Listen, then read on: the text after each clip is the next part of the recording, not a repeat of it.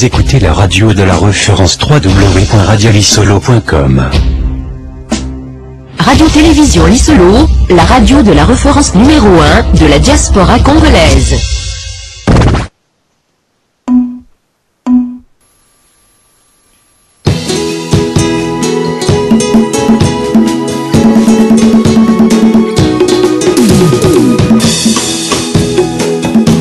Mokili oya nzambe apesa bato na ya bango mabele ya Kongo ekumbela biso ndolo tonyokwa makambo tuna moi likolo ya bomengo nzambe asopana Kongo mokili mobimba batelemela Kongo yango mpasi etondi na mboka nanga nalele pa ya bani oyawe Kongo mboka nanga. Ah oui, merci beaucoup. Madame. 565 ndeko loba na lombangu nyonso ngo po bateko ebele foto pesa ba loba. Ah oui, avant na mubuko likambo. Je voudrais un peu m'excuser dans Ndeko Robert. Je crois que Ndeko Robert est habitué à sauter. Je crois qu'il y a des ironies, il y a des macabres surtout et nous respectons le point de vue des autres. Mais néanmoins, ceux qui peut-être à Salaki et l'autre parce qu'il y a des gens qui suivent. Donc, on a sur émission et ce qui fait que l'homme qui est donc ceux qui ont la évité au lobby n'a su yango. Ce n'est pas que Moutaza du colère les alliés les discuter na bisodoko sans rancune. Alors pour revenir dans des bisod, moi j'ai refusé en fait. Lecture passive, lecture passive, parce que quand vous faites une lecture à histoire, il faut aussi se comporter en responsable. Quelle est ta part de responsabilité? Parce que bisous le bagarre, mindele. Alors, le temps le message d'aujourd'hui, ça ne veut pas dire que je suis dans le confort, et je suis dans le confort de vivre. Non, le problème c'est que moi, je ne vois même pas l'Afrique, je vois d'abord mon Congo. Parce que Dieu a voulu que je sois congolais et je dois me préoccuper du Congo. Qu'est-ce qui fait que le Congolais d'hier est vécu mieux que celui d'aujourd'hui? Alors, ce sont là les questionnements. Est-ce que les autres ont accusé, par exemple, n'a kitsa de bango, n'a kitsa à la sous métaphysique? Parce que parlons du concret. C'est la situation congolaise. Les Congolais, bazar Congo, alors que c'est le président na Bango, na ba Rwandais, ba konisa Bango, ba esclave na mboka na Bango, Bango bazo ko accuser ba Rwandais, au nom le Rwandais, alors qu'ils sont esclaves chez eux. Vous voyez, c'est ce comportement-là qu'ils accusent. Deuxièmement, parce que je m'inspire un peu dans l'idée, parce que l'idée de Zanaga Moko, pour Mokimbango. Mokimbango a refusé la colonisation sous ces formes multiples. Économique comme religieux, spirituel. Alors, pourquoi les lots, nous amenons par exemple, comme si l'église et la religion catholique, ce n'est pas l'église, la religion catholique est responsable à ma communauté. Et notre part de responsabilité. Parce que Mokimbango a plus ou c'est plus. Et si je compare par exemple, le cas concret, il y a un débat. La différence, ma position en j'ai toujours établi une différence entre les Kintoadi et les Kimbangistes.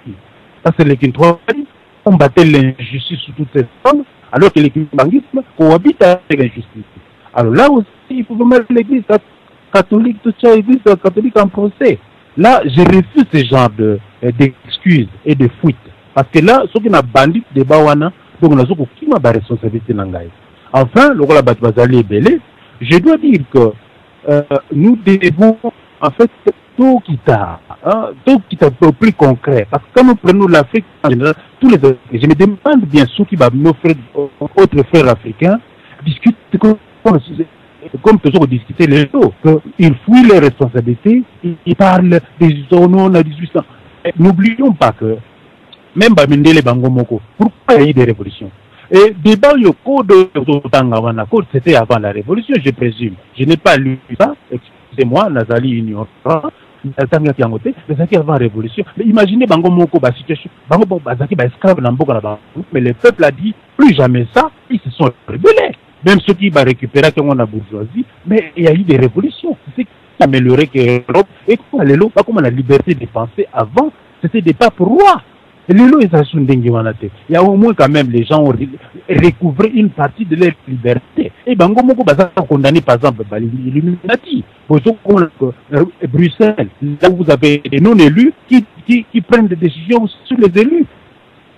Vous voyez un peu ce que c'est. Ils ont presque les mêmes problèmes. Donc, si non, ils ont code noir, code rouge, code vert.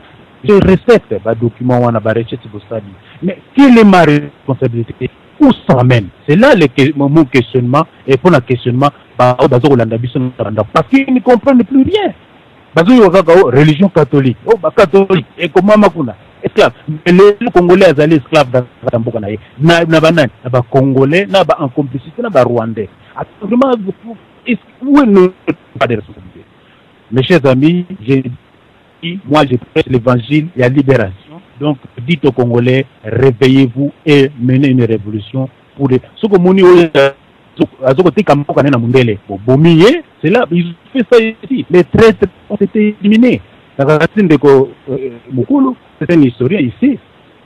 Après la guerre mondiale, donc il y avait des collaborateurs ont été éliminés. Et les nazis, par exemple, moi je suis en Allemagne, et ceux qui vous avez beaucoup participé de manière active, si même famille il y a moins pour changer. Mais ils sont connus tous ces gens-là. C'est ce qui a fait qu'il y a eu changement. Mais quand nous acceptons tout, n'importe quoi, donc de génération à génération, donc monter mon mapé n'a plus il y a ça la toujours souffrir. Voilà un peu mon point de vue.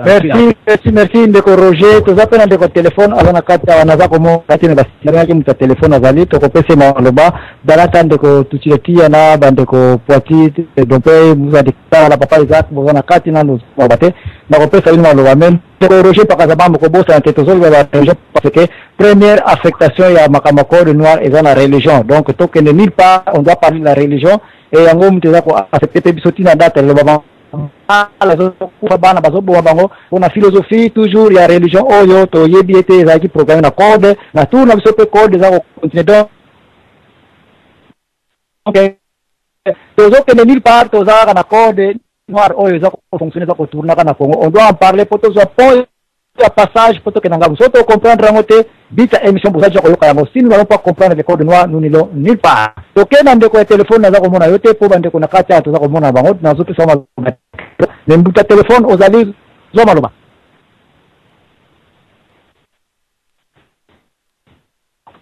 Merci beaucoup.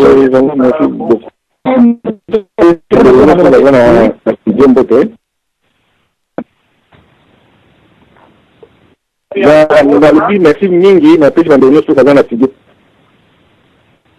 Allô? Koba mezala musika na radio. Koba mezala musika na radio. Voilà, radio tena radio yako. Na ibite so tuza mibale. Na ibite so tuza ba. Koba. Ouais, bon voilà. Na radio professionnel bande kombote nyonso ezanga ndeko na bino mwa somi. Na petit na bande nyonso ba bande nyonso bozana. Na ndeko don et tout na bande nyonso ba bozana na kata studio bon. La émission na bien tant que vous avez bas on a c'est que mingi et puis bani voilà ils là qui vraiment que le bagage non ba congolais ba quand raté ça le quota et bani vous prouver que non ba congolais ba ça ba recherche pour na ba découvrir ba livre ba découvrir écrit ba ça peut c'est déjà une bonne chose. Bon na me quand de survoler moi ba code noir na bino na vous a relevé là na survoler ça va vite mais pour moi on a évité ce qui on a tangiza mabe mais na moni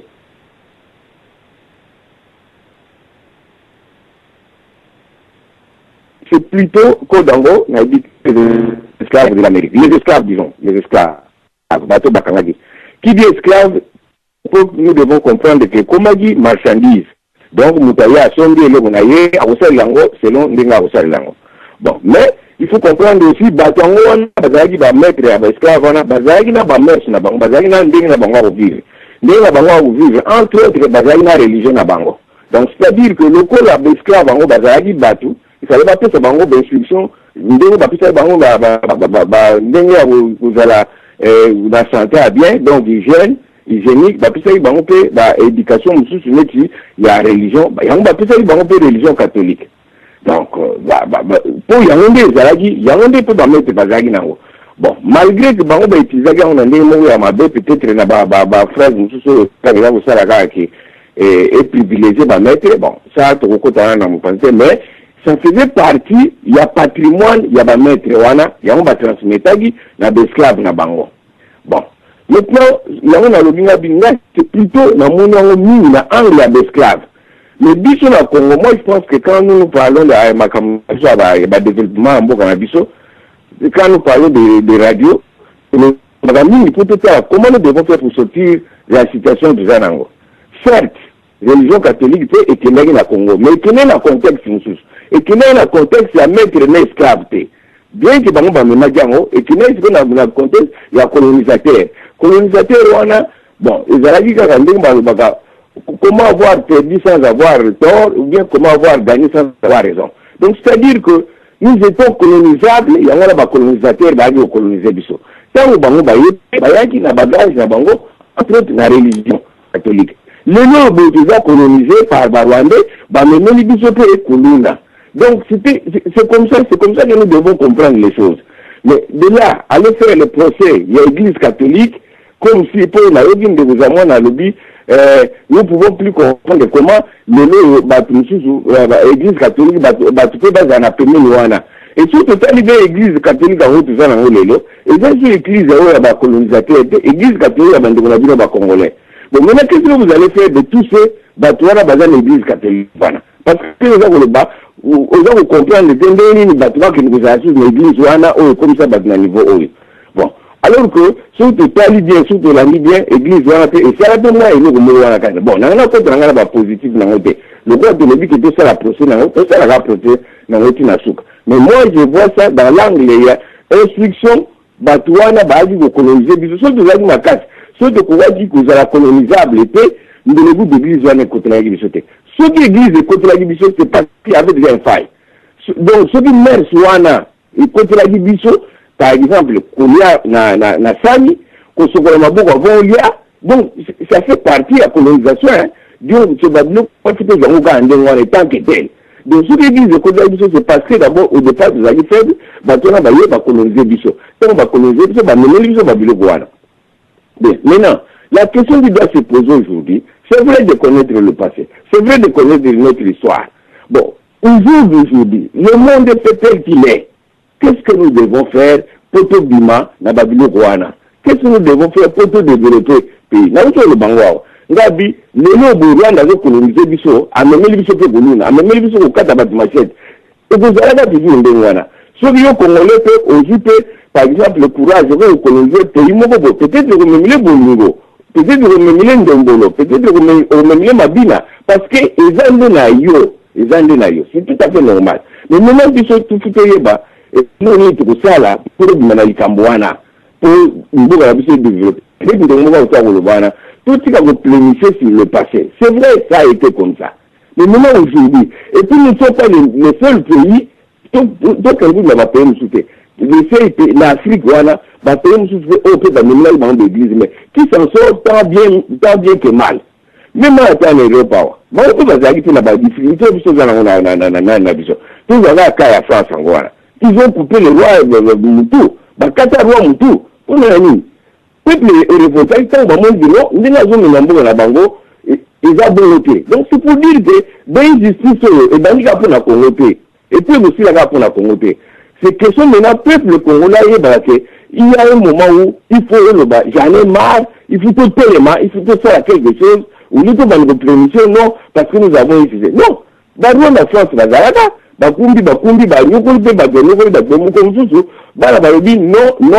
plus besoin de ton, de réalité c'est ce que le peuple, c'est de ces discours-là que nous devons parler au peuple congolais, moi je pense. Donc, ce sont des moyens, il y a aussi sensibiliser le peuple pour le roi, l'État au Tuzanango, où les peuples initiatives, le a passé. Merci beaucoup. Merci. Et là, comment on lobby, ni alors, on a débat, en plein débat, tout ça, le système éthique. Système maïeutique signifie une introduction, développement, sous une conclusion. Nous ne pouvons jamais tirer une conclusion dans la section où il y a religion, ce qui n'a le débat et pousse à peut se chauffer dans tout.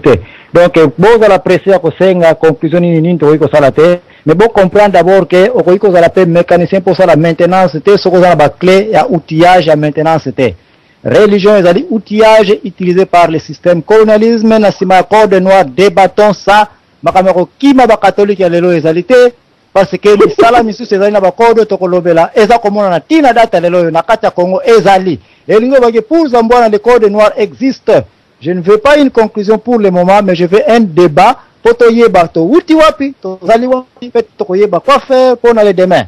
Tozana pata trésor poati mtasengi maloba au même moment na papa tutilatia bino soki bosili si mbala moko toke na bandeko dompe muza dikala na papa Isaac oyo nanu balobite mais bino loko bozali na kati awa na deuxième tour na oyo bozala droit papa poati muta téléphone azali soki za long distance pardon comme matata awa na ou bien na kosenga mutu mususu a modéré pour ordre et que na nokina. Ok, ndeko na telefone na pesi yo papa desve tikela bisana na bandeko telefone ba kota sute po bandeko na kata je suis à leur place ba diko zela kaka ya boete donc ndeko na telefone na pesi maloba. Ok, merci papa Zambo na kopesa nga maloba na pesi bandeko nyonso baza na forum na pesi ba ombote. Papa Zambo na landio bandai bandeli ya introduction na yo ndenge au développer sujet no anelo. Papa Zambo na nga oloba boye. C'est vrai, code noir ezali. Et comme code noir ndenge ezalaka série ya esclavagisme na ba 16e 17e siècle eza so ndenge eza lelo te. Lelo code noir échangea forme ndenge ozoloba wana ekoma na multiforme. De ce côté-là, je suis tout à fait d'accord avec vous. Parce que ce qui n'a lobby total à Côte Noire en Afrique, tout le monde a que Bazoche la liste président à Marcas, président au piso to milité, mais le bazo qu'on maintenir bango na pouvoir. La preuve en est que Kabila au piso to benga Kaname avec dictateur, à tout bon à Congo, mais Didier Lenders, ministre belge des Affaires étrangères à Zobenge, mon ami Kabila est l'ami de la Belgique. Donc, nous avons pas intérêt à Bango. Donc, on a intérêt à Mundele à maintenir dictateur à pouvoir pour faire souffrir le peuple naïf. Donc, on a des accords noirs au Yozoloba. Donc, tout le monde a dit même à Taton Mobutu à pouvoir. Chirac a benga Mobutu, mon ami et l'ami de la France. Mais or, Mobutu, il était un grand dictateur, attendez qu'au moment, peuple dans la misère. Mais, et pas un français, donc bon, disons, et pas un français seulement, mais et pas un Mindeli. Donc, on va voir ce pays-là. Donc, c'est totalement dans la pays, l'Afrique noire. Donc, parce qu'on traite biso, donc le coup esclavagisme ndenge ezalaki. Donc, ndenge bazali ko appliquer livre ya Côte Noire wana ndenge bazali pe kosala ngo lelo. Mais lelo nde bazali kosala ngo na forme mosusu. Mais effectivement, noir ouanga na ngote, nous sommes des esclaves. Donc, jusqu'à présent, nous avons des esclaves, mais seulement forme ndenge mutu échangée. Mais point on est d'accord, on a bien noté que ça n'a rien à voir avec l'Église catholique d'aujourd'hui. Parce que l'Église catholique d'aujourd'hui, ça n'a rien à voir avec Makambo et les Kalelo. Donc, Lelo, Makambo, Côte Noire, échangeant dimension. Mais nous, on peut avoir un habit, il y a qu'on maintenir Mutumwindu dans la pauvreté, dans la misère, dans l'esclavagisme. Mais si, ce qui est lobby, c'est une solution. Que ndenge biso batu mwindu tokobima na pasi oyo na libulu oyo mundela tshana biso wana siko ezelo moko ke to raisonner na ndenge ya ba religion te donc to raisonner te que tant que ba ni pataki ya catholique que tolo ba catholique mpecha biso na misère et que la solution c'est l'église kimbanguiste. Non. Donc, pas que les gens au Congo, ils là, les chrétiens catholiques, ils là, les chrétiens kimbanguistes, ils vont souffrir misère moko. Donc, il faut tout le terrain neutre. Dans ce sens que terrain oyo, kimbanguiste, protestant, catholique, judaïsme, hindouisme, bouddhisme, au Congo, il faut se retrouver. Donc, dans ce sens que tout le monde a trouvé solution pour la Congolais, n'a pas de Yazali. Et la Congolais, il y a Kimbangis, et la Congolais, il y a Bouddhiste, il y a Passi. Et puis, pour la Robaxaboué, pays moko déjà développé la religion exacte. Religion est développée par un pays. Et donc, est développé par un pays, et la science. Même à ça, les Chinois, jamais les Chinois va développer par la prière. Non, les Chinois, ils ont travaillé. Ils ont fait en Amérique, Papa Zambouana. Là, si vous êtes à Boston, au moment où vous êtes à l'université, même à Washington, donc, les Asiatiques, sérieusement, voire même les Indiens. Donc, le gouvernement il faut qu'on soit moyen pour l'étudiant. Le pays est développé par un démoine. Vous avez l'université, après vous avez dans Maël aujourd'hui, savoir aujourd'hui, science aujourd'hui, l'université, vous pouvez mettre en application mais échec à Congo, ça n'a rien à voir avec la religion. Et puis, solution à Congo, et la religion qui m'a dit, c'est Moutou, et aussi ça malheur à Congo. La preuve en est que Bino Bokoli dans le kimbanguisme, ni Bossali ni pour le Congo. Bokréa, vous avez le Romorodé. Donc, n'explique que ça, Tonga Pamba. Est-ce que si Bokréa, Bino Bato, on dit là qu'il manque des années, Bokréa ni na Congo. Donc, pays Moko est développé par la religion exacte. Ça, c'est un faux débat. Celui qui reçoit la religion. Pardon, on l'a dit? Merci. La lomba, on benda la conclusion qu'on va découvrir dans le balobité. Ça va, merci. Alors, Nazon qui m'a loba. C'est pas merci. Merci. Vous allez à la ligne, mais là, comme on sur la religion, quand on va des religions catholiques et protestantes, l'église, nous sommes dans la c'est l'enseignement qui importe pour nous préparer mentalité, la moralité et à bateau. On avait travaillé la religion des esclaves, mentalité na bango, esprit na bango. Oui, je le confirme à 120%. La religion a l'impact dans chaque pays parce que ça dit corrélé dans spirit ya mutu, valeur ya mutu c'est son esprit et son esprit ni na kondimelaka na quelle religion a kondimelaka ba maître oyo ba préparaka catholique pour ba toucher ba Bible na ba version ezali que obéissez à vos maîtres. Dis ceci. Salaka bwe niata Matthieu ya wana. Matthieu yango lelo ezali te na ba protestant ezali na ba mpeva ndongo ezali. Bango imulu na bazawabe religion te pourquoi Seigneur ezaka toujours ya kokamba bana ba religieux ndeko wati après yo ndeko tusilatia et puis to conclure na bandeko bazana kati awa na kote ba ya sika ndeko poiti zala na mbango et puis pesi papa tusilatia et puis Dompe Roger et puis Isaac et puis papa Muzadi tokei pa ndeko poiti. Merci papa Zambouana. Omoni na regretté parce que normalement il y a tellement de na développer en côté. Malheureusement, bato belé bazo kota un esprit à contradiction, mususu kota ebi kutu contenu tena bien mais ayoka ka ko contredire. Pour avancer nengeni pour comprendre makambo. Eza bande ko belé ko bazo ignorer makambo totalement balingi te ba apprendre quelque chose mais bande ko so moni que temo est intéressé te ko kota te ou ba na ko contredire ou la minute parce que tout est avancé dans le débat. Je passe papa na chose en bwana. Au moni histoire, le passé. Il faut analyser en haut pour préparer à venir na yo moto.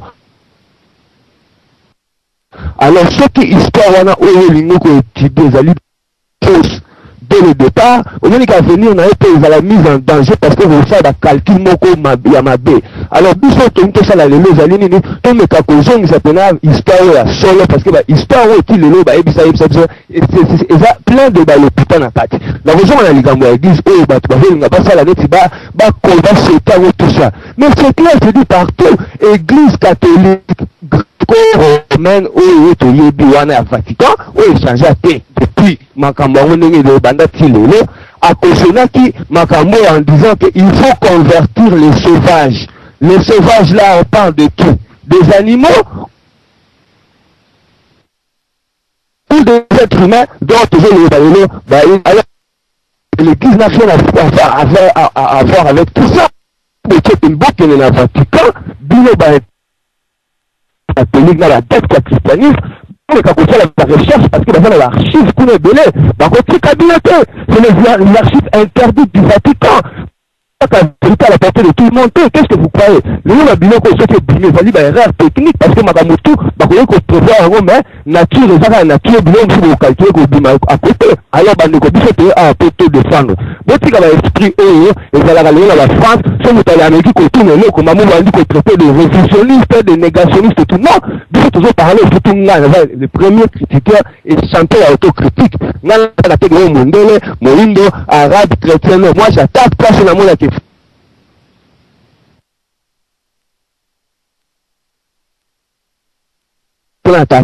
Et puis je me laisse attaquer quand il faut. Et vous dites que tu débat, tu m'avais intéressé dans ma camo, on va comprendre.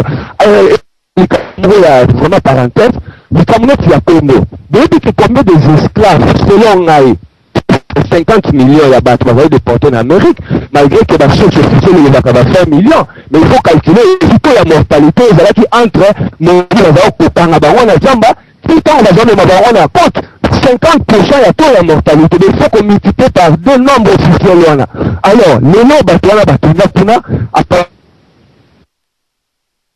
l'Afrique, on va faire le numéro à matricule.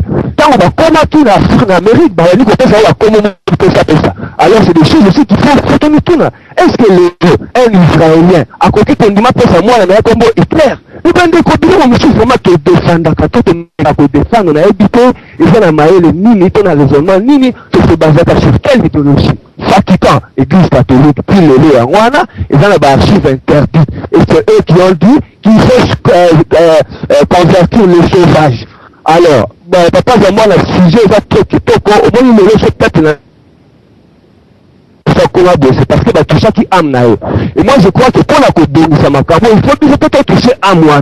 Alors il n'y a pas d'autre ici quoi. Donc on est de là haut. Ceux qui ont été concernés, et que nous quand on émission où c'est vrai ça existe. Ceux qui ont déjà ignoré, c'est le travail esclave modéré et moderne. Oh il va toujours trahir, qu'on fonde là-bas tout. Oh il va nègres marrons révolutionnaires qui ont commencé à s'en prendre aux soi-disant maîtres et que la plantation. Toujours on va mettre un nègre marron par les gens comme vous, esclaves soumis à Kosakanate, au mouvement qu'on non, après tout, na mettre à la neige, gentil nangai, mettre dans la bien, moi je suis bien, madame, je le vois,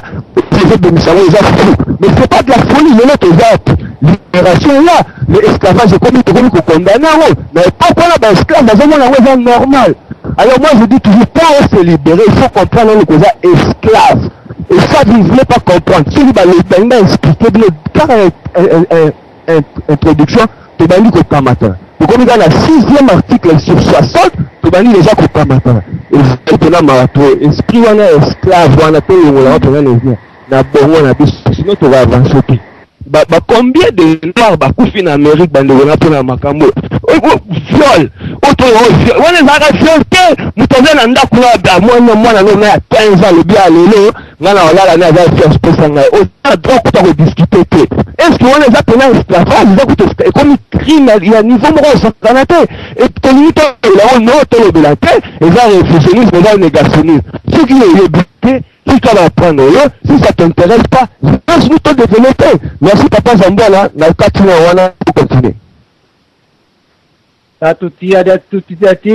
Tout pouvoir vient de Dieu, obéissez seulement à vos maîtres. Arrivage à Banoir, Afrika, Soki Baye, où est la religion avant qui me pève, Baye, Babiloko, Oyo, comme ça, des démons, Toko Konza, Bango bien. L'église de réveil aujourd'hui au Congo, oh, tout pouvoir vient de Dieu, oh, Kabila vient de Dieu, oh, Boyna Boye. C'est là que nous sommes, premier 6 chapitres, premier 6 articles d'accord de noir.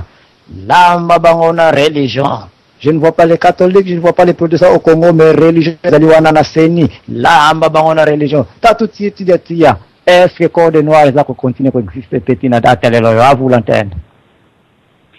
Matondo mbuta, nana koloba kute koma kuti susu makasi. Mais, na kosenga bande konyo soto, ba koti na musisa vraiment ya code noir, ango ba comprendre bande ko bazangi boyeti. Pona, moko ya ba bit pe ya code noir ngo ezaki to potana entre biso na biso. Donc nous avons la capacité ya kwandire ya ko supporter bango donc to comprendre bango. Nga esengo ngeza makasi elo ta na ota nanu lelo to beta masolo na mbutanza mwana na kamoko. Et pourtant des maman Mathieu le dia soki une année passée to beta ka on a ba composé. Lelo to beta ni na kamoko donc esengo minito za kana capacité ya kwandire ba ona ba comprendre elo kongote. Mais elo mo nga linkoloba c'est dans la vie, tout cas exemple moko simple. Bat musuba kufaka o mort subit son deni point nini ayeba kite kazo kobela. Koyeba ke ozoko bela eza déjà ça fait partir au remédier déjà et à kubanda déjà kota déjà likambango. Donc ndeni tozolo la makambango to le blanc na cadre ko neti kozonga non. Et puis, ceux qui va torturer, beaucoup au la situation, au boti bana peut bazan la situation, donc, biso mo pende to zabwe, to subir en gros. Pour les parents, donc, et là, on a, et ça a mis donc chaîne. Nous tapez ça à kako ilo kwa zan en gros. Donc, tant que le bilango, et après, on a la mire, donc, la génération a dû se l'écarter. To transmettre mon abanati. Donc ba o bazo boeza makambo kala bisa bien ngote. Donc ozo sala ngoka inconsciemment yo pozo pesa ngona bana, ozo pesa pe comportement na bana. Donc dede esengel toba ndengi ndeko odanzo ko se poser la question awa ki bango so si ba komi ne loko yo ba tant ba komi ba bimis déjà o se ke ba komi ne loko mususu. Esengel ko ba soko kangi ma musise loko kena musise loko.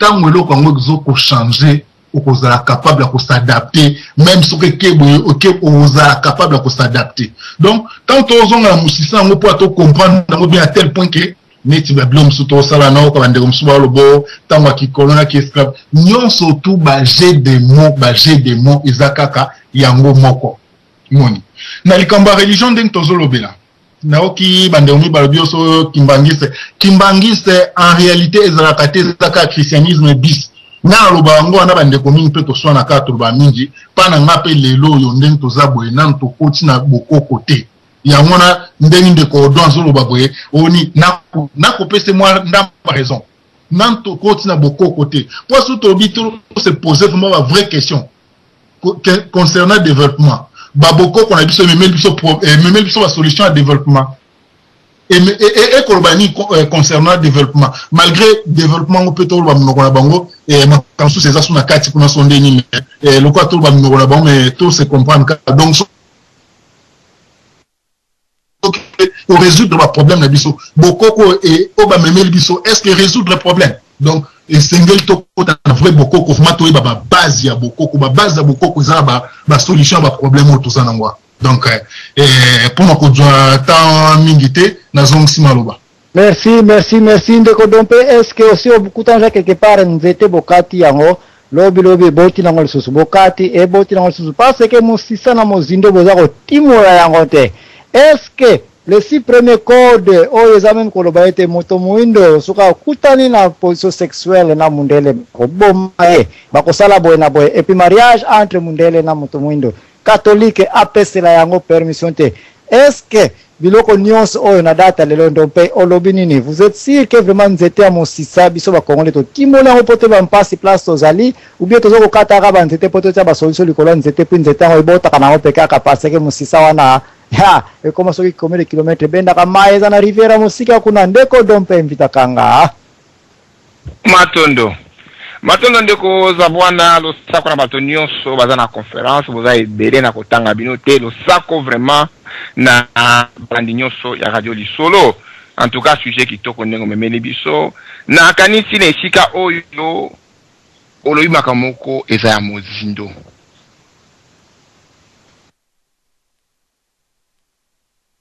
eza ya mozindo ngana kokende nango na angle mosusu pourquoi tozali insister sur les camboyo il y a code de noir et tozali insister que les camboyo ezali vivant ndenge ezalaki hier ndenge pe ezali lelo soki tokebite et kozala éternellement tokeba te tokoma na siko tokoloba que le code de noir est vivant hier aujourd'hui éternellement voilà pourquoi tozali koyamba camboyo po to stopper yango po ke ekoma éternalité na kolobelo komoko boyebi code de noir oyo papa bato basali yango et ali ba mindele tozali ko na bango awa te ko beta ba échafaudage ainsi de suite. Il faut ça faire très attention parce que biso ba indo toujours kaka la même logique à code de noir one. On nous a conditionné de voir les choses dans la généralité. Oh comme tazalo ba français. Mutango zo ba français, n'a pas clochard français. Ezali l'élite et cette élite azali manko. Soko tangi ba maison ba grande famille royale et potoa. Maison à Louisande, Angleterre, roi d'Angleterre, roi d'Espagne, roi de Portugal, roi de... C'est une seule famille. Donc en réalité, il y a une technique il y a batomouké pour contrôler la masse et bébé. C'est de cela dont nous parlons. Et malheureusement, dans la masse, nous avons été tellement victimisés. Moi, ce qui m'a perdre mémoire naï. Mouto sala accident kapa na mutuka. Ala muki na petit comme on a na yebite. Ozali mutamboka nini na yebite. Bokamati bana bolakisi azali yeba tamoko na bangote. Aza honnête, aza ko yeba. Na technique ya que ta petit po mutu wana recouvrir mémoire na yeba sala nini. Amanda ko zongi sa yebisika ya message ko mona tango azaki na mémoire na. Jusqu'à ce qu'un jour, à comment on est là, comment on va coloriser triga et qu'on l'a moussa mémoire, ça va pousser le trouver bien. Ah oui, c'est vrai, les cabos, les cabos, les cabos. Donc je pense que ce soit noir, tout ça n'a point one. Système aux code noir. Code noir et prévoir l'esclavagisme. Quand la code noir, et prévoir colonisation. Bito ko ça l'esclavagisme. Après ce aussi c'est l'esclavagisme, biso moko tokotia colonisation. Biso moko tokotia indépendance, biso moko tokotia néocolonialisme. Et nous on a dit qu'on fait cette élite et ba mindere c'est quoi? C'est que ba élite ba mindere ba talaka mokili à l'avance. Ba ko dit ko tala prend moko ba dit que s'exécuter dans 500 ans. Mais biso nous nous contentons de la réalité ponctuelle, tolingi to yebate, to komi la situation yo comment et nous voulons résoudre les problèmes dans la réalité ponctuelle par des sentiments. Oh likambo ya foi, ezali likambo mutu na mutu, oh likambo ya religion, ezali mutu na mutu, mais ce que likambo la religion ezali likambo mutu na mutu, nde fraka tikane pa na ye parce que ezali likambo mutu na mutu.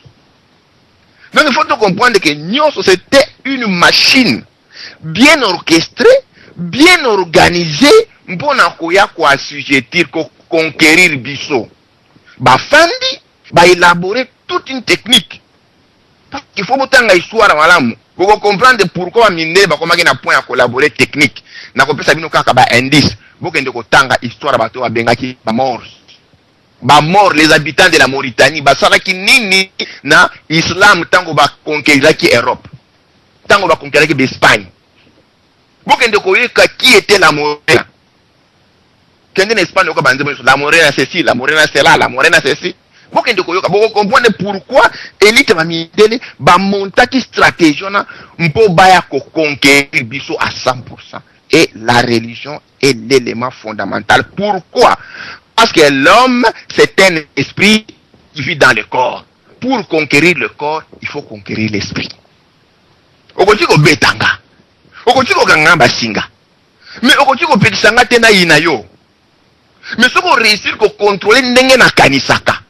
fongo no basinga tikanga na kende mpona koagir exactement ndenge olingi. C'est pour cela ozali komona lelo ba noir bazali koagir exactement ndenge Mundele alingi, parce que Mundele a réussi à contrôler notre mental, notre façon de raisonner.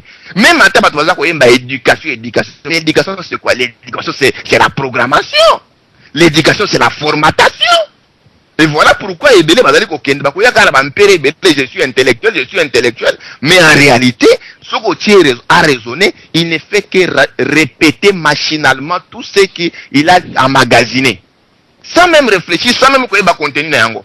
Oh la démocratie, oh la république, oh la dictature, oh boy na boy, mais otuni bango Mundele lobby na komi na 14e siècle, je trouve le royaume Congo dans son apogée. C'était la démocratie, c'était la troisième, c'était la quatrième-ocratie, c'était la dictature. C'était quoi? Royaume. Est-ce que royaume, le concept royaume, est-ce que ça dit qu'on s'adapte à la réalité aux Akinambo Canabiso? Empire. Vous allez trouver les gens qui se battent du matin au soir. Oh, ils ont qui empire Congo. Vous allez dire, oh, ils ont qui empire royaume.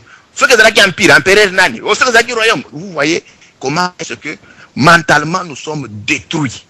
Et ça, c'est ça le véritable code de noir. Vous allez vivre encore. Na oki batu bazali ko bawa nzambe apesi biso mboka Congo. Mengala buka ina koseka. Loba Léopoldé apesi biso mboka na Congo.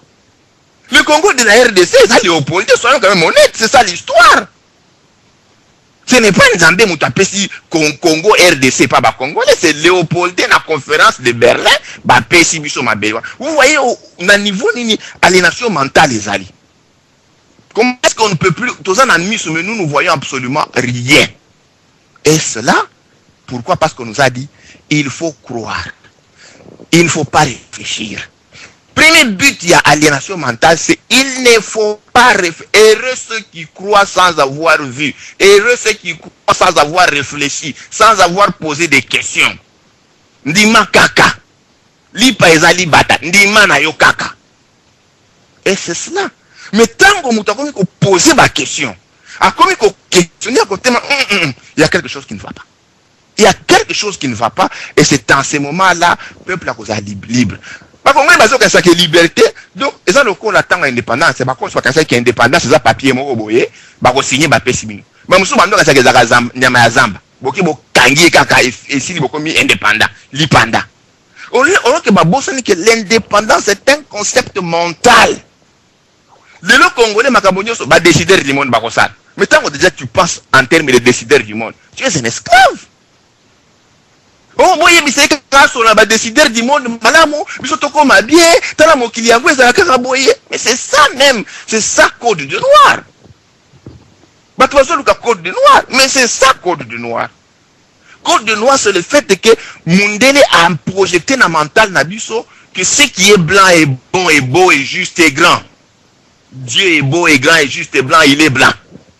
Les hommes sont beaux, sont grands, sont justes, sont grands, ils sont blancs. Donc c'est ça, code de noir. Code de noir, le code de la matrice, ça existe partout et ça nous affecte plus. Et la véritable libération congolaise, c'est la libération. Les Congolais pensent que libération, Kamata Rwandais, Bétélé Makouf, ainsi de suite. Nayo, na Rwandais, vous êtes tous manipulés par la même chose. Est-ce que vous croyez que l'élite occidentale a ligné Rwandais ou les Congolais? C'est l'élite occidentale qui continue sa colonisation au travers des Rwandais. Les Rwandais sont les courtiers, les Rwandais sont Matinda, les Rwandais ce sont le maillon faible. Oyo, Mundele Monique, il va utiliser pour nuire à son propre frère, l'homme noir. C'est ça le code du noir.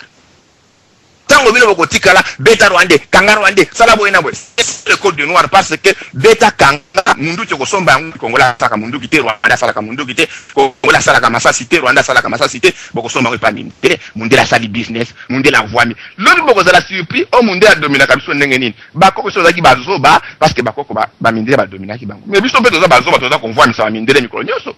Tokosomba Bachar Rekomana Bango, Tokosomba Bombe da Bango, ça qu'on voit, mais ça Bango de.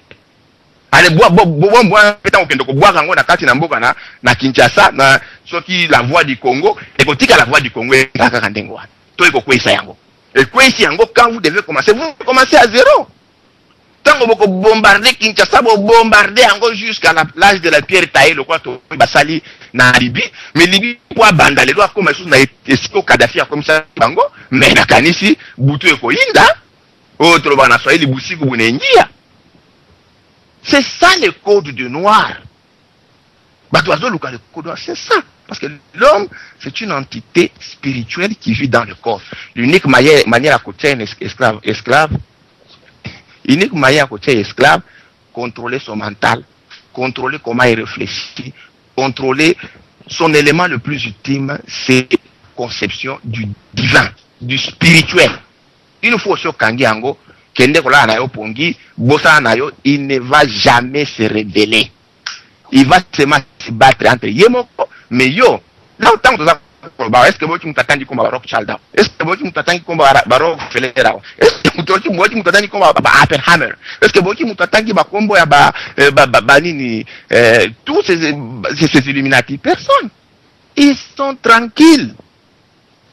Et ce qui Kamati, comme exposé dans le bango, c'est parce que l'église chrétienne dans sa forme existante actuelle, c'est une œuvre de l'élite occidentale pour manipuler le monde entier, en commençant par l'Europe. On a créé pour manipuler l'Europe. Et ils ont réussi. Autant dans l'histoire européenne, le Moyen-Âge, on va bien dire Dark Age, mais c'est la période où l'église de Rome contrôlait tous les pouvoirs ici. Pourquoi il faut Rome voter Andi Mayo, ce qui Rome a tiré au roi, au roi. Mais on a ce qu'on Dark Age, la période noire de leur existence. Et ça dit qu'en tant qu'on rebelle contre ma canisiwana, boki batuloko ba Nietzsche babimi Nietzsche alobi bobanga lisusuté na mataki na lola na bomi nzambe sia kufi to se débrouiller kabiso. C'est ça qu'on appelle la lumière.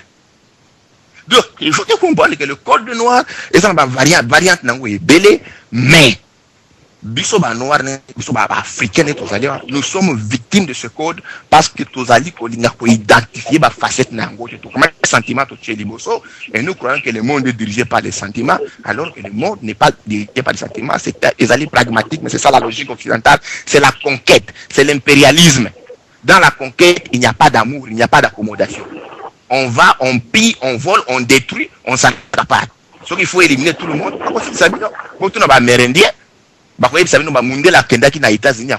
Plus de 50 millions d'habitants. Abomi 49 millions. Combien de tribus Abomi? Est-ce qu'avec la mais bon, tout n'a pas aborigène. En Australie, c'est ça le code noir. Merci. Ngana continue école mutadompe. Siko problème nazana awa Skype na tellement que cra et tondi bande komingi bazo komelanga ke bazana kati ne ka papa David. Nazana out komona yete mais alobiki azana kati na bosanie na bande komsu bazana kati lo papa David pardon lo ko komona yote. Na peso maloba na yete ozana téléphone ou bien ozana kata conférence parce que Skype awa et rouge papa Isaac papa Muzadi bino boza bambuta na ngai bo mela mwa mukema naza ko yela no papa David so koza ko kana ebite ozali wapi na peso maloba parce ngana naza ko mona yote papa David wange oui na peso maloba na ebite ozali wapi mais koza ko yoka na peso maloba Allo koba Ok, papa za mwana ngai tabimaki na rubeki na fona za mukuse po wande na barobiki na bibo. Na ici na sa poati za calme ko ganga za raison te en plus radio parce que beli ba kota na radio ba na ndako. On appelle la question au biso to ko mituna. Comprendre. C'est pas tout na ba na raison il faut te ba la radio. Fait to ba tanto sura na ndako te mais to sura po watu batiyama. Alors papa za mwana na oloba boye na za mukuse. Le problème de la Bible est que code noir wana te. Mais le problème c'est que c'est la solution il est là pour faire les camo les cas ciel que ceux qui ni année de l'eau ils allaient na retard on dirait ça comme le système social le système en langue de opposant en l'eau il faut trouver pourquoi ba Rwanda va comme te dominer biso et pourtant to baraka mindiri mais Rwanda atangami na banani les Angola ils va bimboka na bango na position nini kaka ba Congolais mutolera. Merci na ume ate pour bande kosubaloba et boto. Merci Kasiba pourquoi wana yango d'abord tozoke na mozindo ko timo d'abord musisa ya oyo e kozaki problème mai soke ninga na lac. Il faut koyeba nini lingisi d'abord mai, c'est ce qui importe, ce n'est pas que bana ko bloquer ba vague. Kanga d'abord, ma place, c'est ce qu'on est en train de faire ici pour te connaître. Parce que tout le monde était, pourquoi peut-on dans le établissement qui a une priorité, d'abord les 6 premiers articles, et ça d'abord religion. Donc, je ne crois pas que tu aies écouté na côté mususu na kati ba code auto débattre kaka d'abord religion. Alors, bande ko bele baza na kati ya boko limbisa ngai bande ko bolo baki kala na kozongela bino ba onan ba lobite faut quand même to pesa ba moi mais aloba koloba. Awa toza awa na ndeko David Biange et puis après yo immédiatement papa Isaac mbele na zo pesa un programme, papa Isaac mbele papa Muzadika lala et puis maman igete pesa na kati awa ba onan ba lobite franchement to pesa ba priorité donc na lumbango nyonso. Papa David Biange zala mukuse na pesio maloba kuna comme ça tokoba. Allô, allô. 5 sur 5 loba oui. Merci Motenabino.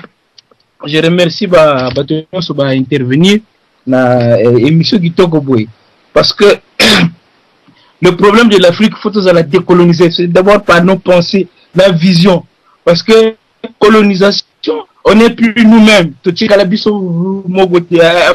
Enfin, rester nous-mêmes par la vision.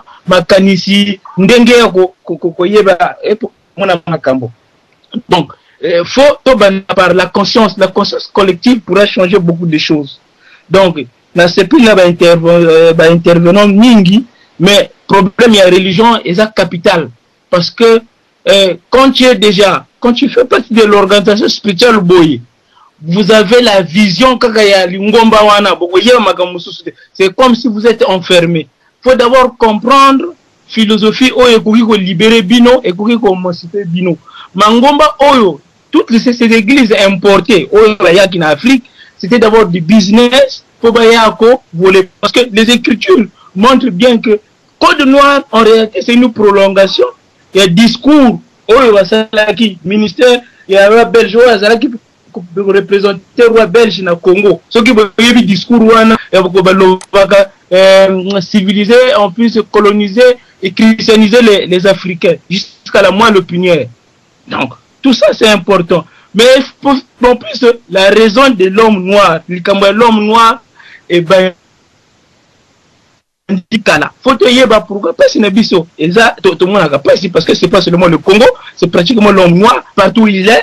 Faut te yeba racine pour que te yeba cause. Faut yeba le passé pour mieux tracer l'avenir. Avenir nabiso pour que tu tracer vraiment je suis un peu enrhumé mais vraiment tellement le débat est passionnant. Papa David la base pour lobi ba tsukuta kio mingi yangwana peut-être comme boye kokoba. Non, mais wana tu sais débat c'est d'abord instructif.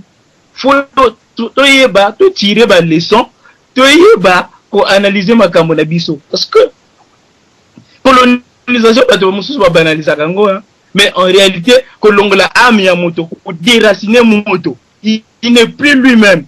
Papa oya leki oya lobeli makambo ya nane oyo papa Dompele comme ça là.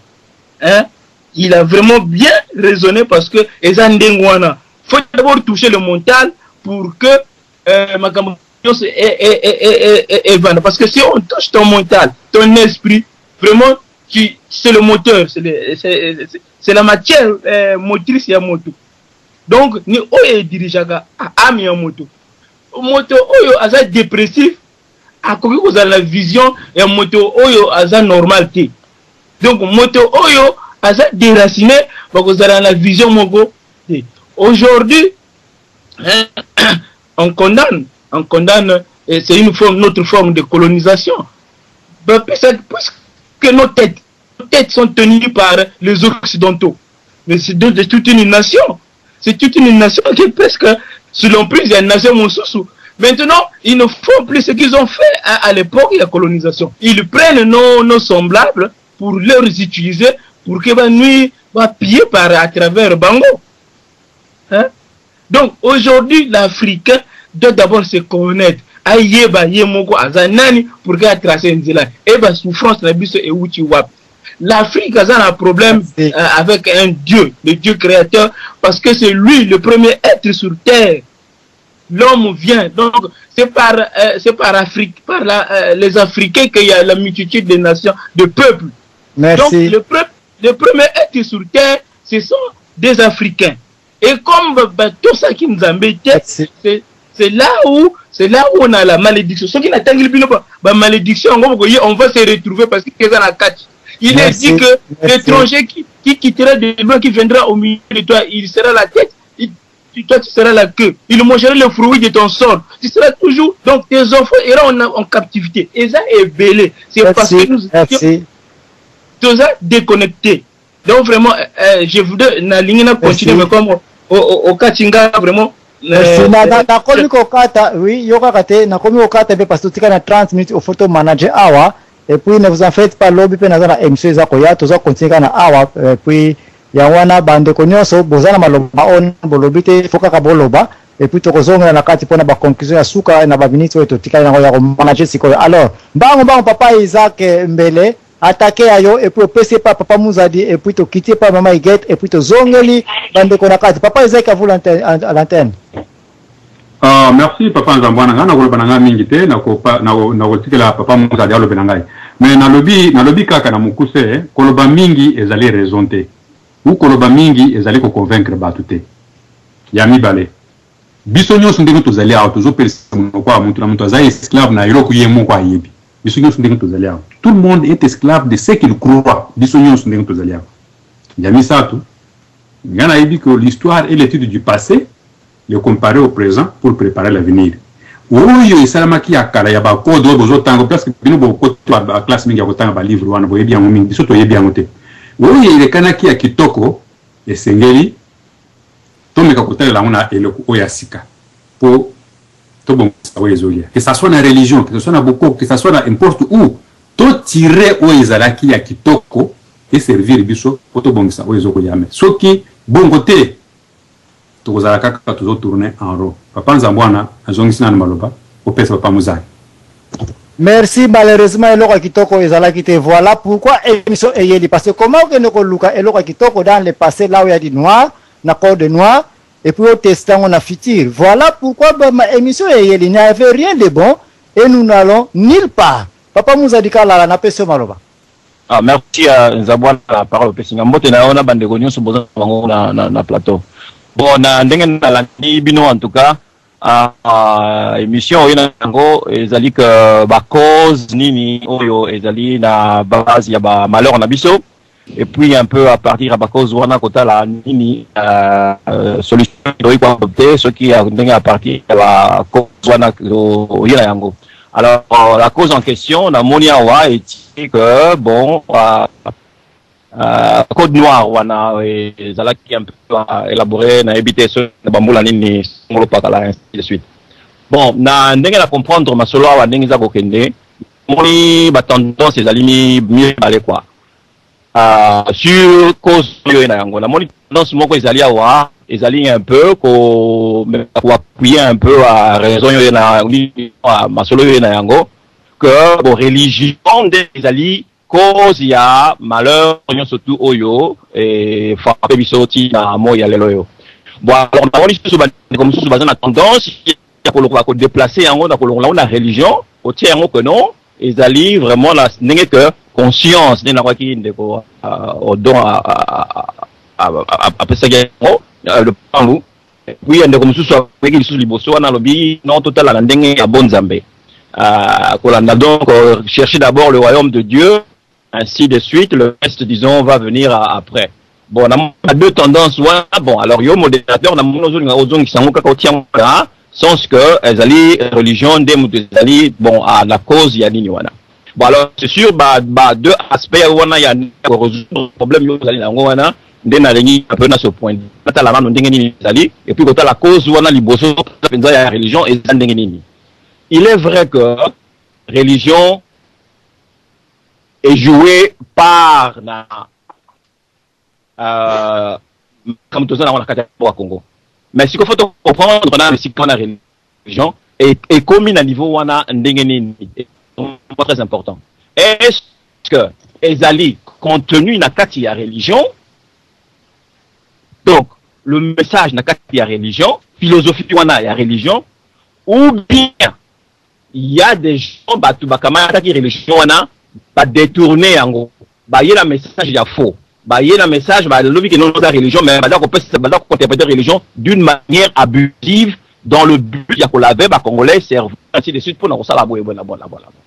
Et donc on est très important pour ceux qui doivent comprendre le qu'on a arrivé bané à se situer de la nini pour moi que cause est ali bon si quand on a la que bateau que non religion est la cause il y a malheur en habito baza na libungi bungi na bango ezali ndenge nini bazotala nte message oyo ezali na kati ya religion soki batali message oyo na kati ya religion ba comprendre religion wana et ko pesa bango idée ba comprendre que ce n'est pas la religion mais bat oyo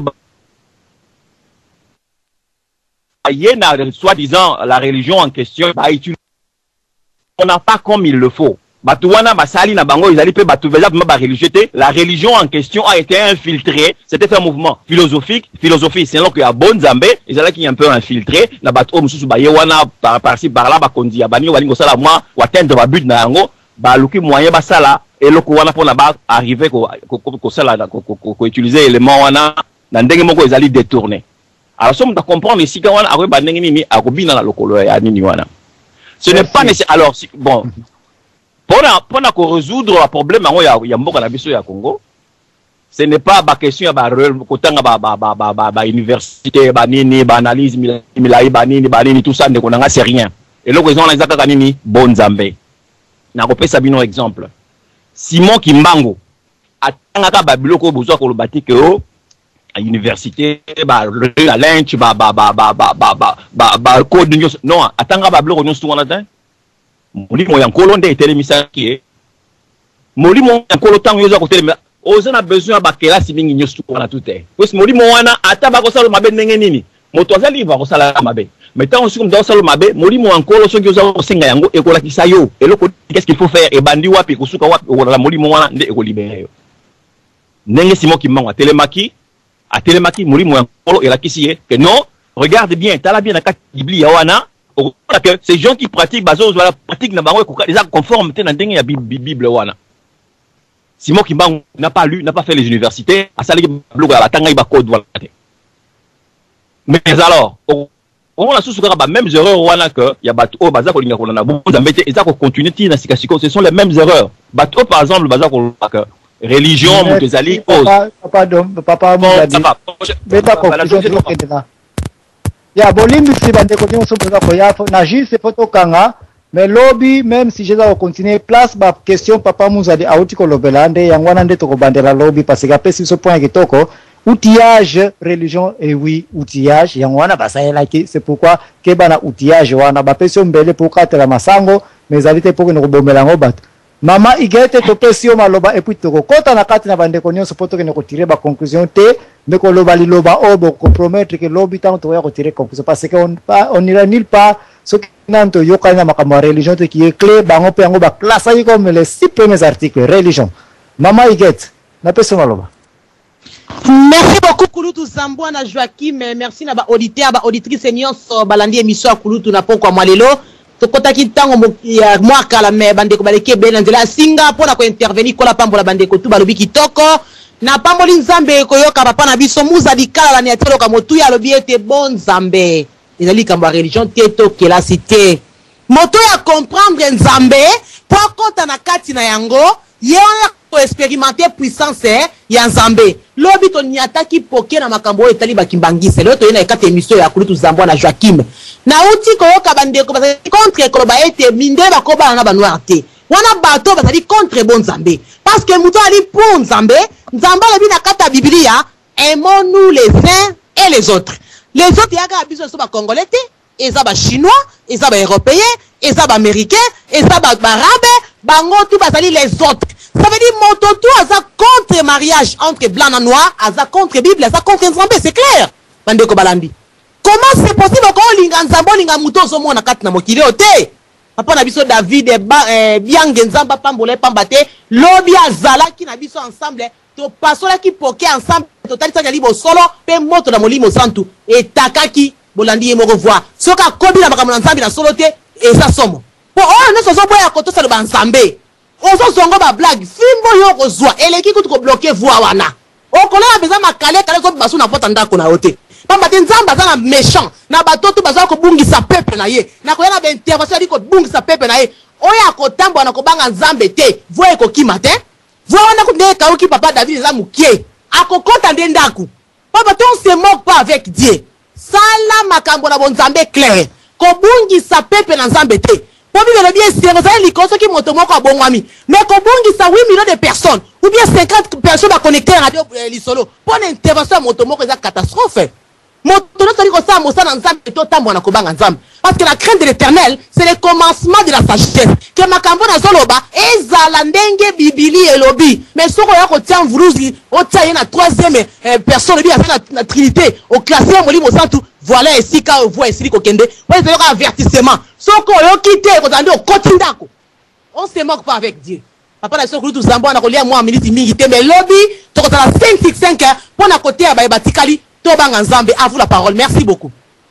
Merci. Lelo conclusion moko ezalité parce que nanu kuto lobeli ba dégâts au église catholique en tant que outil o ba utiliser ki yango esala kité poto koma na bisika tozali et puis lobi pe to kolobela comment l'église kimbangiste à travers papa Simon Kimbangu muntu o toza koloba ete atanga ki bible te mais aye ko pesa révélation ba code nyonso zali caché et atanga ki yango atanga ki université comment yebela ba code au point décoder yango ke noir tellement biloko na to ko balancer lobby entre les deux églises na moko o za ko déclarer ete bango batu ba ye comme na imperium pona ko libérer ba noir po ba timbela ki mundele na o kumba ki mundele wana ayela ki biso demain on va tout balancer na place à religion raison mundele azali zobate ya ko bana les premiers 6 articles kolobela d'abord religion c'est parce que ici les chrétiens faites attention tout chrétien azo kanisa ete toza contre Jésus eza eloko mususu religion eza eloko mususu bible eza eloko mususu awa l'église catholique était utilisée comme un couteau ba pesio katelango lipa mais mutazui couteau yango akeko sala ngo pa tout babato pa bo bato okokole couteau ou bien mutu a utilisé ngo mabe nde biloko na to résoudre lobby mais pour le moment conclusion moko ezalité sauf nazo pesa maloba na mutu nyonso za na kati to maîtriser quelques 18 minutes peut-être o nazo mona awa to tikali nango nazo kende na ordre ndenge tozali nazo pesa yango papa Mukolo et puis maman Matimbundu et puis to na continuer ko pesa ni wa ordre ndenge to yela ki ndenge nazo pesa le papa Roger ko tirer conclusion to me pesa oyo ya yo maloba na oyo ozo kanisa ke to ko débattre lobby parce que section religieuse ezaki clé à vous pour la papa Mukolo merci d'accord muta téléphone nazo mona yo te mais na pesa Robert, oui, muta téléphone na pesa maloba pona zo mona yo te puis to kozonga bandeko tu boza kati na ko satisfaire non muta téléphone zo maloba. OK, merci papa Zambwana na opesa nga maloba.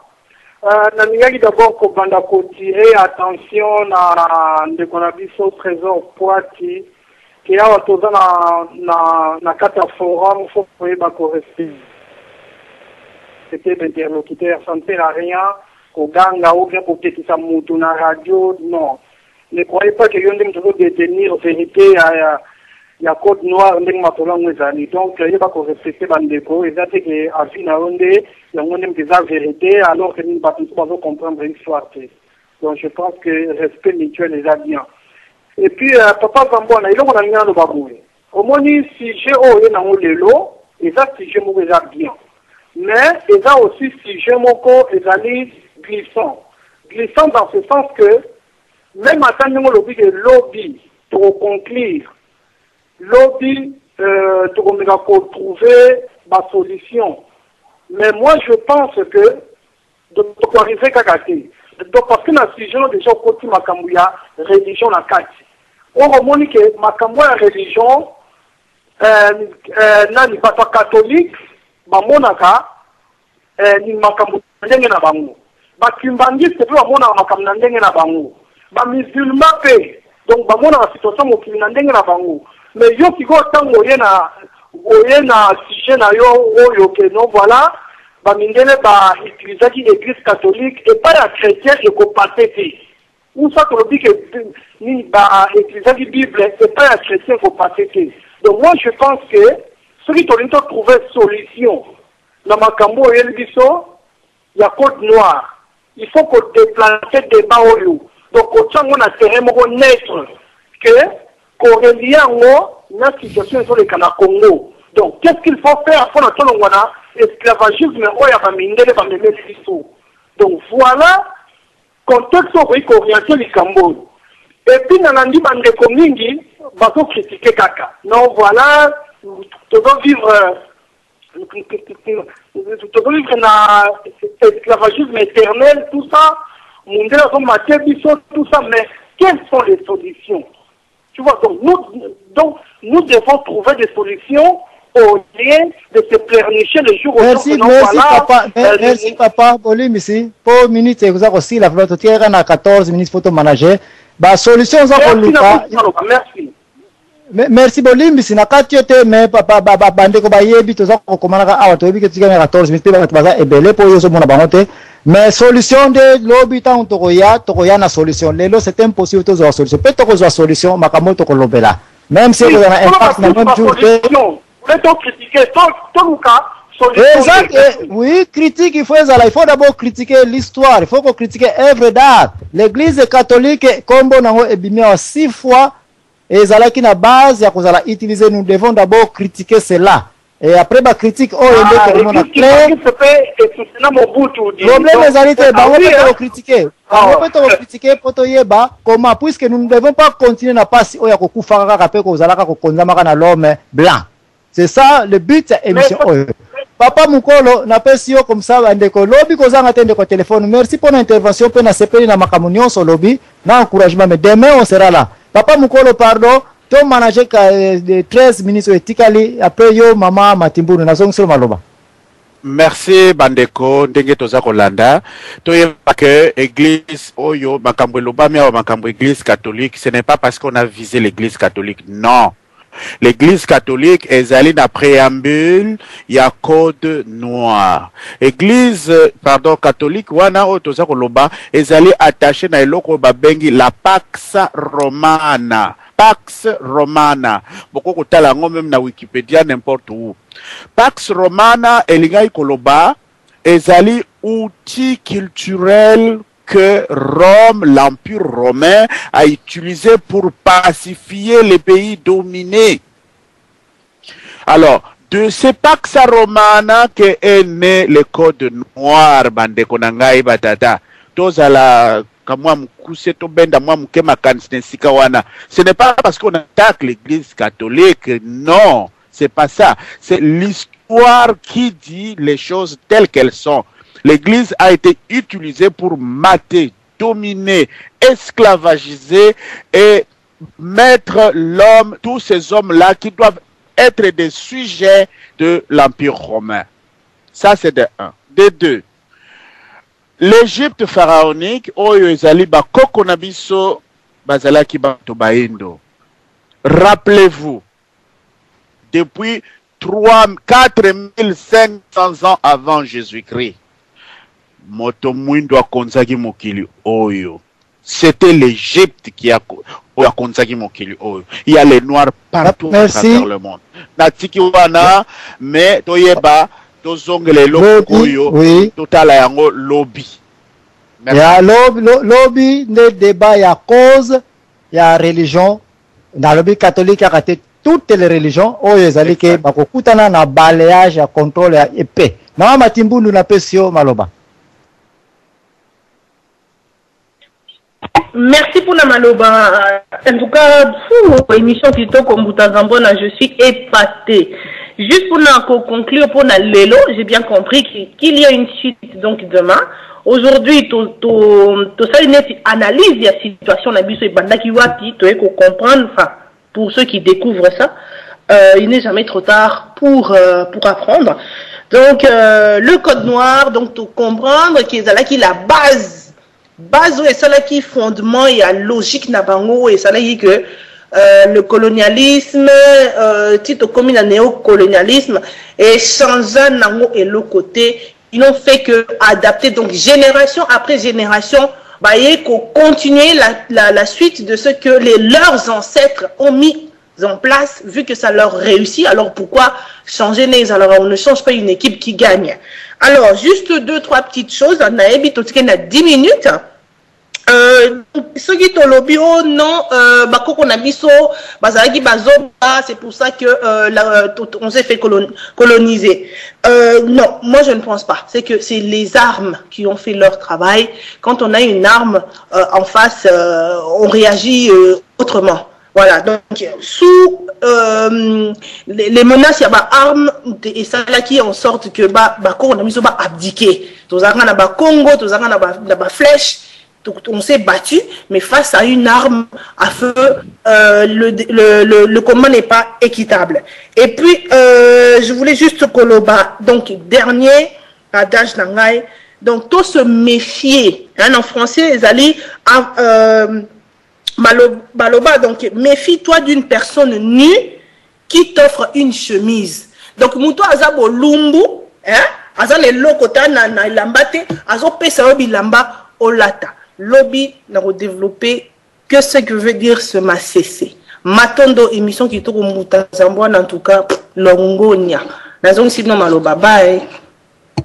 Merci. Si tout temps to kokota na kodo za koloba ete kopesa minduki na batu oyo te no kibo na bwe okomona suke signifie offrir mute loko na tamu mutazakane na loko te meyozo kansa apesi okeba na mutwana. Franchement awa minutes pour nous manager comme très difficile.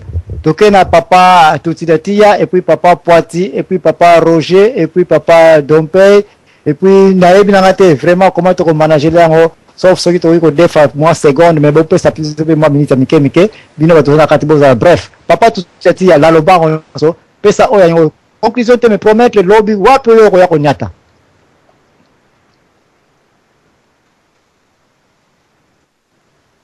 Papa Toutidatia na moni aza ko promettre biso yo ya ko nyata te lobby to ke papa pour trésor Poiti wapi yo ko promettre biso ya ko nyata lobby.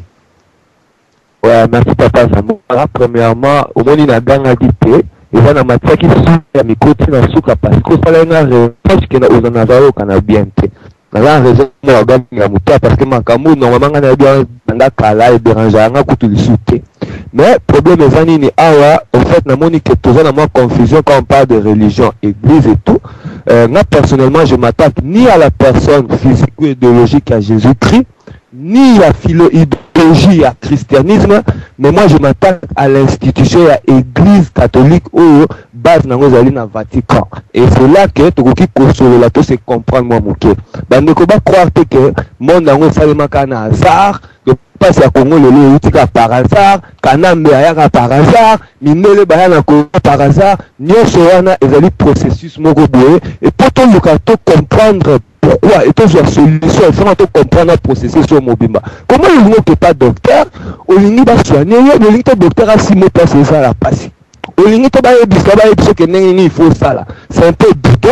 Et tout ça vraiment un esprit à calme, na patience à koyoka bandeko misusu et tout se comprendre parce que ezali ga mot personnel. Merci.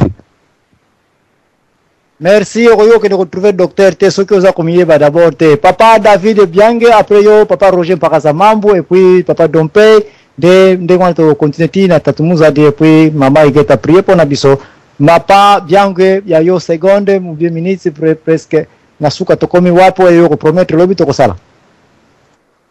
Merci papa Zabwana lobi to ko continue eza maloba ezali belé à koloba parce que les problèmes des Africains eza vraiment ébélé faut to yeba cause et puis faut to luka ba solution pour que tous à la décoloniser de plus belle parce que on c'est une forme de colonisation qui a changé seulement.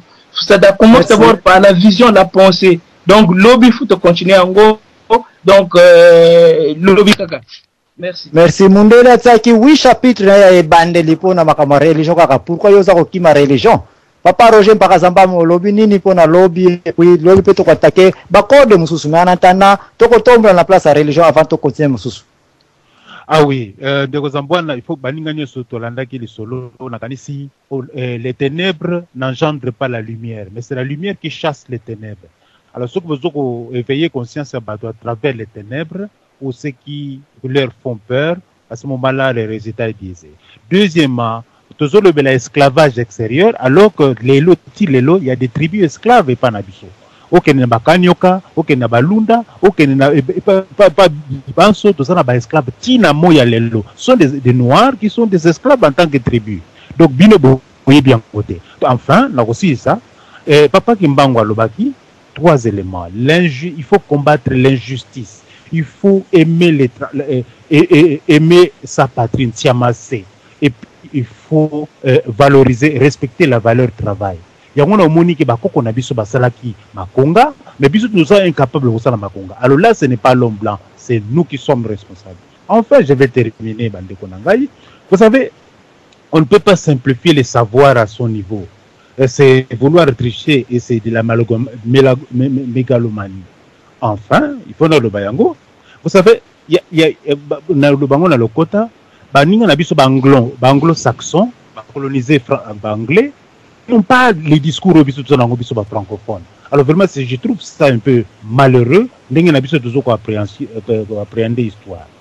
Il y a des livres qui nous rendent non seulement qui nous rendent cons, vous savez. Mais le problème, c'est après les avoir lus qu'on s'en rend compte qu'on est devenu con et on a peur. Merci. Voilà un peu Yango la lobby. Donc, merci. Oui, je suis très d'accord na makambo lobby. Ah, eza mozindo mingi lobby ande mtukoza taya ko passe on de dompe. Wapo to ko passe la lobby parce que bazo quand tu parles de religion on voit Jésus alors que quand tu parles de religion on voit l'esprit auto ko tombe la lobby poto kwa ko décortiquer ba code msueza ko ya oso to ko ngote to ko ba code msute. Ndeko dompe o lobby na minute na yoana. Patondo ndeko za bwana ngana kanisi bo luka ko simplifier ce qui est insimplifiable. C'est aussi une tricherie mentale. Pour ngai na koloba na ba Jésus, na ba religion na bino, na ba christianisme, tous sont impliqués au même niveau. Et ça quand mushanga ki batu baza kozala pressé, ya topé sa solution sans diagnostic. Mais soki mutu ya lobi azana pasi na libumu, yomba na moko kamati ba soki ba novalgie no bandi ko pesa. Mamsu pasi ya libumu ezali causé parce que azana problème ba nerf na mutu. Donc il faut qu'on investigue malamu passion na libumu cause na yango vraiment za nini poto pesa kisi moko oyo ezali adéquat pour na likamba Congo to koki ko tika la talibanga moko te sans que to tourner libanga ni to senge to tourner yango poto comprendre de profondeur. Donc pour nanga na kanisi ça na ta série à 15 émissions to zwa ngo na biso to tourner libanga moko ki to banda ko kena général ko banon Jésus te oyo boté pourquoi ko épargner oyo pourquoi ko épargner mususu ce que tu épargner Jésus tu épargner ba Mahomet tu épargner ba Bouton épargner tout le monde to ko épargner mutu moko te na analyse oyo bango so ko leka na moto na ba Jésus na ba Kimbangu ya ba Simon bango so ko leka na kati na moto matondo. Merci tunde komuza dikala yo tango zo minute na il faut comprendre et pourquoi Congo batatu malumalu ba catholique batatu nani oyo baba ngo mulunda tout la religion pour na ko l'accepter oh bango bat ma organiser neutralité ya kimpeve neutralité ya vérité des urnes mais les loyo même religion kaka wana code noir et itilizaki yango mteza ko ganya kisabiso na Congo tatumuza dikala la mwana wetu binini. Bon, merci à Nengo Pessinga après une remarque au Diko Salawana, mais justement, ils allaient toujours se rapporter dans le Bakiwana dans le sens qu'il faut à la messe, ils allaient contenir la katia, enseignement au Yoko, prophète, Yango, est-ce que ça allait réellement, Yango, mais Baza Kolanda Yango, Baza Kosinga que, l'émission, ils allaient très bien, c'est bien retrouver solution, Makam Yamboka, ils allaient vraiment, ils allaient pour la retrouver solution, après, comme il faut toujours, quelque part. Maintenant, on a biso, lobby, talande nzambe, tala tete oza religion, oza fulani, oza songo te talande nzambe za na kati na yo. Nzambe na kati na yo akopesa yo nzela nini oyo kotokolanda awa ya ko pa solution ya mboka na biso. Merci mais merci mama igete prier pour être religion ya lobby batu babeta mabakute parce que ba izaki bible pona kokosa biso mais na lobby te bible za mabe. Ba profitaki na komba Jésus était oh obéissez à vos maîtres. Et puis nzoka ndeko obéir on est konza misibiso na niveau tozali awa ba dévier bible ba profiter na maloba na bible mama igete prier na ntina na opote lobby mabako ezala te entre ba chrétien ta ba koyoka ete keba pe na outillage wana ya Bible eza pe melika baza kosalilaka pona kokwempa biso na Afrika. Mama Igete Fulangenge. Merci beaucoup papa na biso kulutu Zambwana tobondeli Nzambe kolongola milimo nyonso ya mvutema ya bokokiste ya bakimbangiste au nom puissant de Jésus-Christ. Cher Saint-Esprit tobeleli Nzambe kitana journée ya mokola lope mokola lobi kamba Nzambe modérateur to modératrice oya koleka pona ko kambe mission lobby Nzambe kulutu Zambwa mazinga mana makila molimo santu na yo molimo nyonso bakoya nango ya bokoko na kati pona ko mvute pepe na yo. Cher Saint-Esprit moni sa puissance no banda ko attaquer bango déjà na butu alelo moko déjà sa moni le reste batikali ya tembe puissance céleste dans Nzambe nazali ko bela le sang de Jésus-Christ et qui ta na radio est rempli technique na makila molimo santu micro na biso lobe za la moto ya molimo santu papa na telemeli puissance nyonso monde satanique et ténèbres pona ko benda milimo na Nzambe na rendre ango nul et sans effet au nom de Jésus-Christ moto na molimo santu bimisa bango attaquer bango au nom de Jésus-Christ fire in the name of Jesus moto oh nyonso koyoka tia sila alimwa fire au nom de Jésus-Christ. Et comme il parle au Nzambe, puissance ne monana, bosole monana, Bible tombolama, basal no ba tombolama, Yesu monana, bokokwe kita, kindoke kita, nyoswe kita, et ça les chouer fire. Alléluia. Jésus. Moto na molimo santu na yo. Banda ko singa radio oyo, banda ko singa ba auditeur, molimo nyosa mvutema ya bokoko. Fire. Au nom de Jésus-Christ. Moko ba wandoko kauka.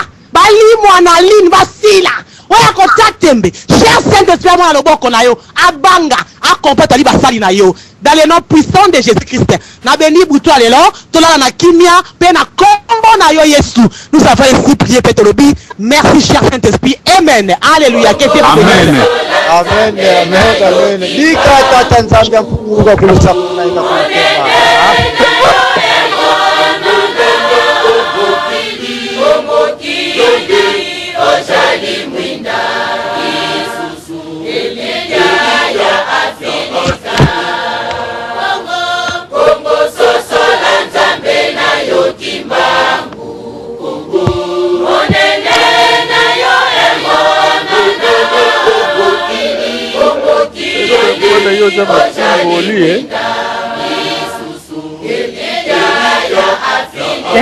Mbangisi baseli Kongo soso la Nzambe na yo kimbangu monene na yo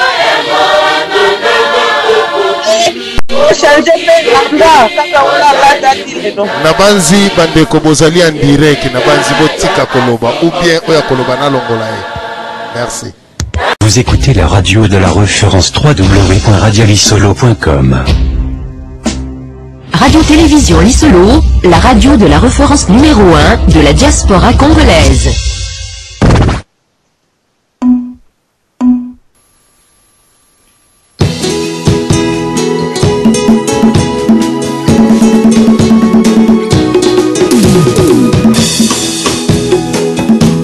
mokili oya Nzambe apesa bato na ya bango mabele ya Kongo ekumbela biso ngano tonyokwamaka butu na moi likolo ya bomengo Nzambe asopana Kongo mokili mobimba batelemela Kongo yango mpasi etondi na mboka nanga nalele pa ya bani oyawe Kongo mboka nanga mabele ya bakoko mabele etika yanga bakoko esinga milelo na bangunda bavoisin tobunda kino tosikola ya biso okanga te motema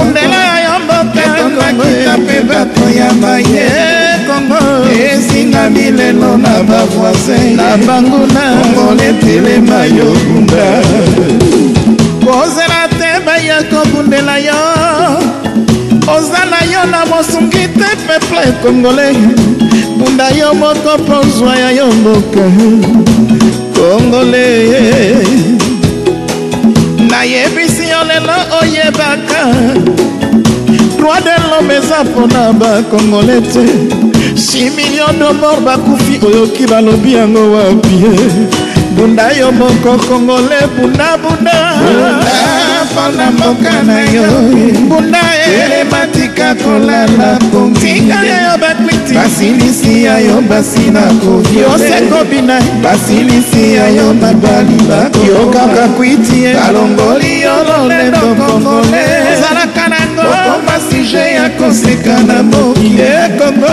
yo mozwi lelo okomi mokola basi babola bakoma bazwi na mabele na yo mwana diaspora yokanga nayebisa yo mabele ovandi ezali nango ya bapaya lobi bakoki mpe kobenga na yo lobi bakoki mpe kodeporte yo keba okozanga esika ya kokende soki obundeli te mabele ya bankoko na yo lelo yo bunda mpona kongo bunda mpona kongo lobi okotikela bana na yo ezali likambo ya mabele kobanga ya yo ezali lokola kobanga telema kongole kolela na yo ematina trove kolo ayoki kolela na yo esika nyonso yozali le kredi kongo elonga ezali ya kase ya yo obakatima bozoba